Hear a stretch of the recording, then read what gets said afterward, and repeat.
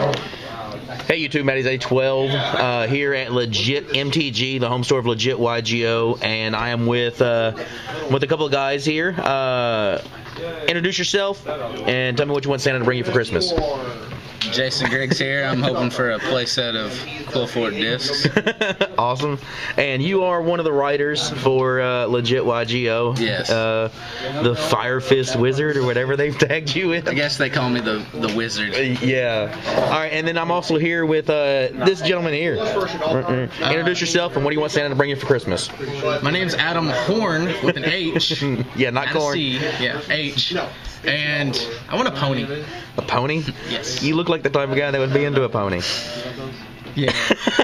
All right, so we're going to discuss the January 1st ban list. So before we can do that, you actually got to start addressing like what part of the issues are, I guess, with the game now. Jason, you first. What issues are there in the game right now?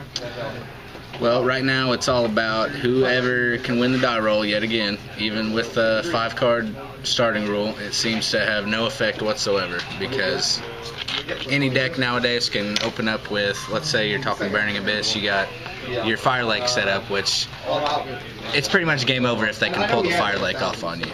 If they can set up their board correctly. If they go first with Fire Lake and Dante or another Burning Abyss, and they Fire Lake you for 3, it's pretty much game over. Okay, so we're talking or Burning Abyss at this point. Burning Abyss. Adam, what problems are there in the game right now?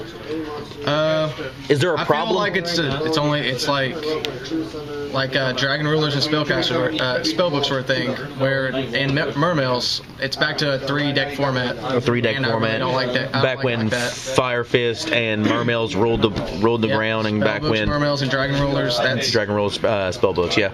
All right. I mean, so you feel that the issue with the game is that the decks are limited and what's going to be good. Yeah, there's no variety in this game anymore. I mean, I don't see any Sylvan players. I mean, I like to go outside the meta. Like I play Battery Man and stuff like that to compete. I mean, and he plays Fire Fist, so we try to come back from it. But I mean, Burning Abyss is just ridiculous. It's ridiculous. All right, so if we're going to go back to the Burning Abyss thing, then let's start talking about the top decks, which would be Burning Abyss, Shaddolls, Clifforts, and Satellar Knights. Yeah, Satellar Knights kind of fit in as the 4th slot, but not really. So if there are issues with Burning Abyss, what needs to be addressed? Well, who's going with it? Who wants?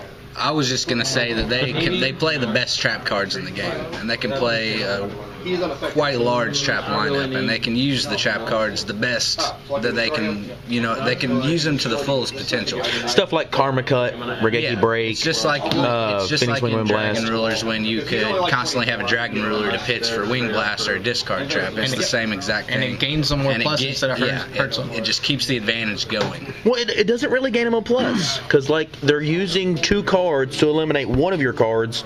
It's just that their discard card still doesn't lose them anything. But it also sets them back a turn. So they stay even, but as far as the cost of the card, but Regeki Break in any other deck is going to neg 1 you, theoretically. Yeah. But yeah, you're right. Like it doesn't. The cost is not as much of a cost with Burning Abyss as it is. The cost for Phoenix Wing Blast is not as much of a cost for Burning Abyss as it is with Mermails. Right. You're not discarding a controller. You're discarding a card that's going to set up your play for next turn. Exactly. Or even that turn. Yeah. You're not discarding controller. You're discarding Graph and Sir. And the infinite amount of floaters is ridiculous in the deck. I mean, I cannot get over it. So if what is the problem card in this deck and what needs to be hit?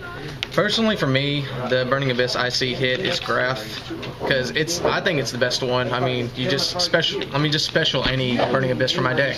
Like, as simple as that. Whatever the situation calls for, grab it from deck. You've got a plethora of different Burning Abyss effects to choose from. All right. And I think it will slow the deck down. Excuse me. It'll slow the deck down, and Konami hates any kind of loop that happens, like the double Dante Dante Fire Lake. I think they're going to address it, but not like limiting Dante because that will kill the deck, I think. The issue that I have is that Konami has not done a very good job of restricting TCG exclusive cards. Like if they must, they really must. If they have to do it, I think they would. But they've not done it in the past. Like we've pretty well have been able to run wild with like Tour Guide. Tour Guide was a TCG exclusive that ran wild for a while before they ever touched it. What about Reborn Tengu? That was a TCG, and it was semi-limited. They did, but when they semi-limited, it got hit on the or it got released in the OCG shortly after, and that actually got semi-limited here at the same time that they started giving us a separate ban list. A completely separate list. So like it's kind of hard to say that they will and they won't because these are TCG exclusives. They haven't normally touched those in the past. So I mean I don't know. I really feel like Tour Guide is the card that's going to get hit in Burning Abyss. Tour Guide that's definitely the issue. My only problem with saying that's going to get hit is they just announced it as an ultimate rare in the next Astral Pack. I don't know if they would want to. Then again, it doesn't really hurt their sales because it's just a prize pack. It's a prize pack. I also disagree with Tour Guide also because it's also splashable in other kind of decks that want to compete, and you can break through a Tour Guide, but you can't break through any other Burning Abyss cards. It's harder to break through the floating Graft and Sir than it is to. You can stop Tour Guide a lot easier than the other ones. So. All right, so the next deck on the list, Clifforts or Shaddolls? Which one are we talking about? Cleafort. Cleaforts? Who wants to talk about Cleaforts? Well, obviously they're getting new support. The only thing I can see them getting touched, obviously, is the Floodgate cards, Skill Drain, and Vanities. So yeah, I don't see anything out of the core engine getting touched. Summoners are got a reprint too, so that's not going to get touched. It's too new of a deck to even. Too new. Right. Okay, so So you guys really feel that Cleaforts as the engine is completely safe? That the only thing that's going to get touched in that is going to be Skill Drain or Vanities? Possibly. I mean, it's fair. That's my guess. I don't even think Summoner Art will get hit. You don't think Summoner Art will get hit? All right, Jason, what about Shaddolls? Have you played Shaddolls any of this format? I've played them. I feel like that's probably going to be the deck that falls out of competition next. Oh, you think they're going to nerf it enough to really... As far as rotating it out with the new decks coming. It's the top two decks right now is easily Clifforts and Burning Abyss. Okay. Shaddolls, they're still definitely in the top.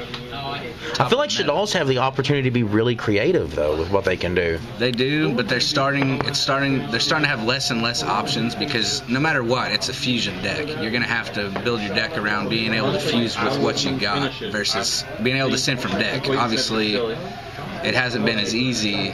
So you this feel format like versus last format, whereas the top decks was Mirror Match, Shaddol, or Burning Abyss. So both decks, you're going to be able to use your Shaddol Fusion and fuse from the deck. So you feel Shaddol Fusion being able to dump materials from the deck is the issue with that deck? I think that's what the main issue is. Okay, you don't have a problem with El Shaddol Fusion being a quick play? No, I don't. No? What about Winda? Like Winda literally has the opportunity to just shut a deck out. But they only run like 2 at the most. They run 2. Right. They don't run any more than 2, and all you need is a breakthrough skill. Okay, that's fair. So, Shaddol Fusion to 1? I don't see it. You don't see it? What I meant more is that the deck itself is going to fall out of popularity. Oh, okay. You think the deck itself is going to move out? I don't necessarily think. But if they're not going to do anything to any of the cards in the deck, why do you think it's going to move out? Well, the new support, like the Claws, for instance, they are super fast. They are insane. Like Shaddolls will never keep up, to be honest. Okay. And plus, they're all ritual, so nothing is coming from the extra deck with that deck. So you've got Clifforts to deal with that don't special. I mean, they do Pendulum from the deck, but that's not their main play. And the new Spirit Beast that can contact out of their fusions too to put back their monsters, so fusion to be useless. You can completely dodge fusion with that. You can dodge fusion with Spirit Beast because they contact fuse. That's all they do. So that's fair. So you guys feel like Shaddolls are going to be safe unless they just hit because unless they hit Moral Tech. If they hit Moral Tech, I can see that. I can see them hitting Moral Tech to 1. That way, okay. What other cards could you see them hitting? That's it. I honestly don't think. What about Vanities? Does Vanities need to go? Emptiness?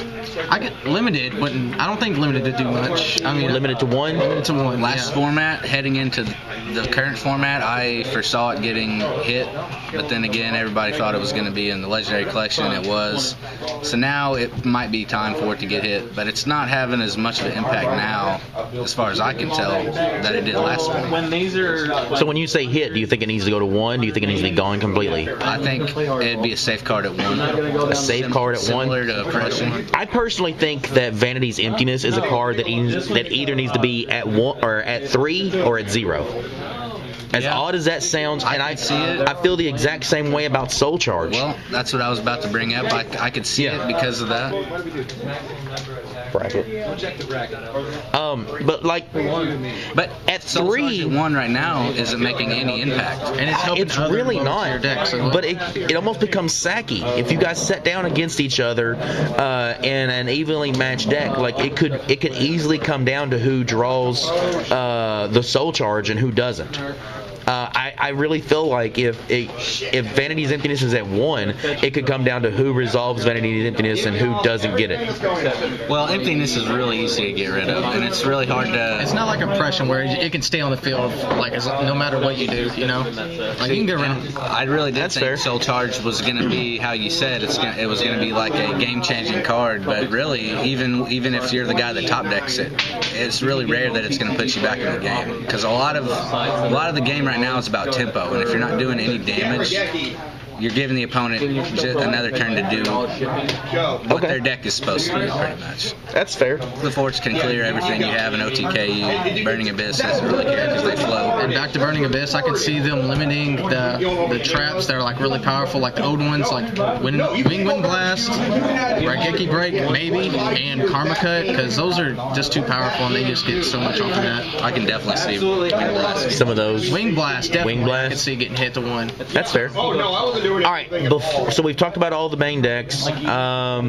Before we get off of here, do you see anything off of the list or off of the current list that could come back? Anything that's banned now that could come back? One thing on top of my head is just Dark Strike Fighter. Dark Strike Fighter because of the errata? Because of the errata. There's no reason for it to be on there. Cyberstein at 3, because Cyberstein to 3? you want to pay 5,000 and get Breakthrough Skilled. That's fair. That's Yeah, cool. that's a good point. We have a lot more effect negation now. A lot. So like Fiendish Chain, Cyberstein to Skills, 3 Way too risky to ever could play be. the card. That's actually. OCG has it at 3. What about Trishula? I mean, you're talking about OCG. Like OCG has Stein. We got Trishula. Can we play with? They have Trishula also. I mean, the Claws are coming out, and They have their own Trishula. They So have I their don't own see, I don't see why not. On the list. Yeah. That's fair. All right, guys. I appreciate it. Make sure you head over to LegitYGO.com and check out Jason's articles along with all the rest of the articles on there. And like always, guys, I appreciate it. Subscribe, comment down below, and show us how much you love us. Keep it legit.